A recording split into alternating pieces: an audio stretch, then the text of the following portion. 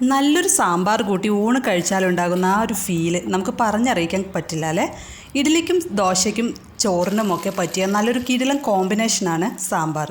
ഓരോ ഏരിയയ്ക്കും അനുസരിച്ച് സാമ്പാർ വ്യത്യാസപ്പെട്ടിരിക്കും. സാമ്പാർ പൊടി ഉപയോഗിച്ച് സാമ്പാർ ഉണ്ടാക്കും, വറുത്തരച്ച് സാമ്പാർ ഉണ്ടാക്കും. ഇന്ന് നമ്മൾ തയ്യാറാക്കുന്ന തൃശ്ശൂർ ഭാഗത്തൊക്കെ കാണുന്ന നാടൻ വറുത്തരച്ച സദ്യ സാമ്പാറാണ്. അതിനായി 1/2 കപ്പ് തുവരപ്പരിപ്പ് കഴുകി കുക്കറിലിട്ട് ആവശ്യത്തിന് വെള്ളം ഒഴിച്ചു കൊടുക്കണം. അതിലേക്ക് 1/2 ടീസ്പൂൺ കല്ലുപ്പും 1/4 ടീസ്പൂൺ മഞ്ഞൾപ്പൊടിയും ചേർത്ത് കുക്കർ അടച്ചു വെച്ച് വേവിക്കണം. ഇനി സാമ്പാറിന് വേണ്ട കഷ്ണങ്ങൾ എന്തൊക്കെയാണെന്ന് നോക്കാം. 2 മുരിങ്ങക്കായ, ചെറിയ പീസ് കുമ്പളങ്ങ, 1 ക്യാരറ്റ്, 3 വെണ്ടയ്ക്ക, 1 ഉരുളൻകിഴങ്ങ്, 1 തക്കാളി, 1 തണ്ട് കറിവേപ്പില, 10-12 ചെറിയുള്ളി, 3 പച്ചമുളക്. കഷ്ണങ്ങളെല്ലാം നിങ്ങളുടെ കയ്യിലുള്ള പോലെ എടുക്കാം. ഒരുപാട് കഷ്ണങ്ങൾ ആവശ്യമില്ല സാമ്പാറിന്. ഇതിൽ തക്കാളിയും വെണ്ടയ്ക്കും ആദ്യം തന്നെ ഇട്ട് കൊടുക്കരുത്. അതുപോലെ നെല്ലിക്ക വലുപ്പത്തിൽ കോൽപ്പുളി എടുത്ത് വെള്ളത്തിലിട്ട് വെച്ചിട്ടുണ്ട്. ചൂടുവെള്ളത്തിലിട്ട് വെച്ചാൽ പെട്ടെന്ന് കുതിർന്ന് കിട്ടും. ഇനി കഷ്ണങ്ങൾ വേവിക്കാം. അതിനുവേണ്ടി എടുത്തു വച്ചിരിക്കുന്ന കഷ്ണങ്ങളിൽ വെണ്ടയ്ക്കയും തക്കാളിയും ഒഴികെ ബാക്കി എല്ലാ കഷ്ണങ്ങളും ചട്ടിയിലേക്ക് ഇട്ട് കൊടുക്കാം. തക്കാളിയും വെണ്ടയ്ക്കും പെട്ടെന്ന് കുക്കാകുന്നതുകൊണ്ട് ലാസ്റ്റ് ചേർത്ത് കൊടുത്താൽ മതി. 1 തണ്ട് കറിവേപ്പിലയും ഇട്ട് കൊടുക്കാം.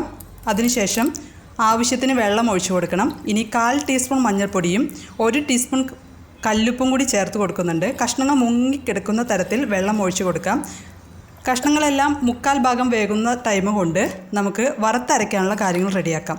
ഒരു പാൻ ചൂടാക്കി 5 ടീസ്പൂൺ മുഴുവൻ മല്ലി ഇട്ട് കൊടുക്കാം. മല്ലി പകുതി മൂത്ത് കഴിഞ്ഞാൽ 1 ടേബിൾ സ്പൂൺ കടലപ്പരിപ്പും 1 ടേബിൾ സ്പൂൺ ഉഴുന്നുപരിപ്പും എരിവിനനുസരിച്ച് വറ്റൽമുളകും ചേർത്ത് കൊടുക്കാം. പിരിയൻമുളക് ഉണ്ടെന്നുണ്ടെങ്കിൽ 3 എണ്ണം കൂടി ആഡ് ചെയ്യണം. ഈ സമയത്ത് ഞാനിവിടെ 8 വറ്റൽമുളകാണ് എടുത്തിരിക്കുന്നത്. ഇനി ഇതെല്ലാം നന്നായിട്ട് മൂത്ത് വന്നാൽ ഒരു പാത്രത്തിലേക്ക് മാറ്റാം.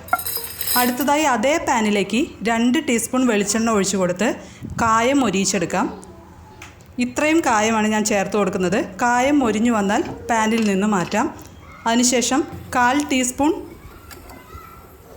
ഉലുവയും 10 ജീരകം എണ്ണി തന്നെയാണ് ഞാൻ എടുത്തിരിക്കുന്നത്. ജീരകം കൂടിക്കഴിഞ്ഞാൽ സാമ്പാറിൻ്റെ സ്മെല്ലിൽ തന്നെ വലിയ മാറ്റം ഉണ്ടാകും. അപ്പോൾ ഉലുവയും ജീരകം ഒന്ന് പൊട്ടിക്കഴിഞ്ഞതിന് ശേഷം പാനിൽ നിന്ന് മാറ്റാം. അടുത്തതായിട്ട് 3 ടേബിൾ സ്പൂൺ തേങ്ങ ചിരകിയത് ചേർത്ത് കൊടുക്കുന്നുണ്ട്. അതിലേക്ക് 5 ചെറിയുള്ളി ചെറുതായിട്ടൊന്ന് അരിഞ്ഞിട്ട് ഇട്ട് കൊടുക്കാം. അതുപോലെ 1-2 തണ്ട് കറിവേപ്പിലയും ചേർത്ത് കൊടുക്കാം. ഇനി തേങ്ങ ബ്രൗൺ കളർ ആകുന്നത് വരെ മീഡിയം ഫ്ലെയിമിൽ ഇളക്കിക്കൊണ്ടിരിക്കണം. തേങ്ങ ബ്രൗൺ കളർ ആയി കഴിഞ്ഞാൽ അതിലേക്ക് 1/2 ടീസ്പൂൺ കാശ്മീരി ചില്ലി പൗഡർ ചേർത്ത് കൊടുക്കാം. കളറിന് വേണ്ടിയിട്ടാണ് ഇത് ചെയ്യുന്നത്. പിരിയൻമുളക് വറക്കുമ്പോൾ ചേർത്ത് കഴിഞ്ഞാൽ ഈ മുളക് പൊടി ഇപ്പോൾ ചേർക്കേണ്ട ആവശ്യമില്ല. ഇനി നേരത്തെ വറുത്ത് വെച്ചിരുന്നതെല്ലാം പാനിലേക്കിട്ട് നന്നായിട്ട് മിക്സ് ചെയ്ത് സ്റ്റൗ ഓഫ് ചെയ്ത് ഒരു ബൗളിലേക്ക് മാറ്റി തണുക്കുന്നവരെ വെയിറ്റ് ചെയ്യാം. സാമ്പാറിൻ്റെ കഷ്ണങ്ങളെല്ലാം 1/4 ഭാഗം വെന്തിട്ടുണ്ട്. നമുക്ക് അരിഞ്ഞു വെച്ചിരിക്കുന്ന തക്കാളി ആഡ് ചെയ്യാം. അതിനുശേഷം പുളിവെള്ളം ഒഴിച്ചു കൊടുക്കണം.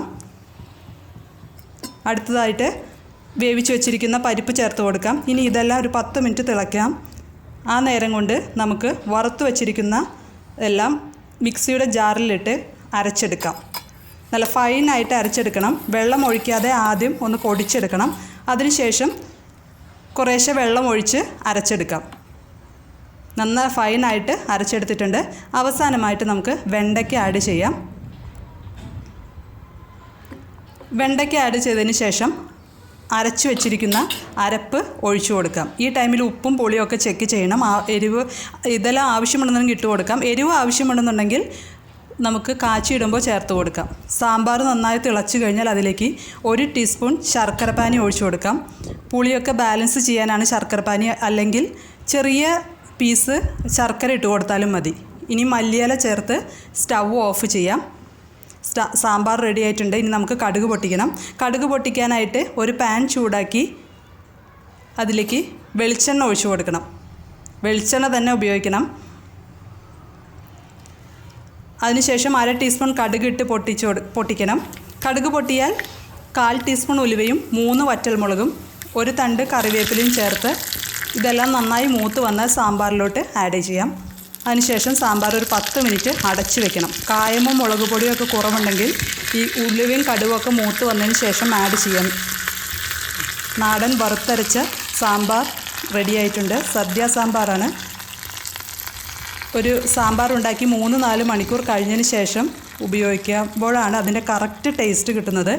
എല്ലാവരും തയ്യാറാക്കി നോക്കി അഭിപ്രായങ്ങളും നിർദ്ദേശങ്ങളും കമൻറ്റ് ചെയ്യണം. ചാനൽ സബ്സ്ക്രൈബ് ചെയ്യാത്തവരുണ്ടെങ്കിൽ സബ്സ്ക്രൈബ് ചെയ്ത് ലൈക്ക് ബട്ടൺ പ്രസ് ചെയ്ത് ഷെയർ ചെയ്യാൻ മറക്കരുത്. Thank you.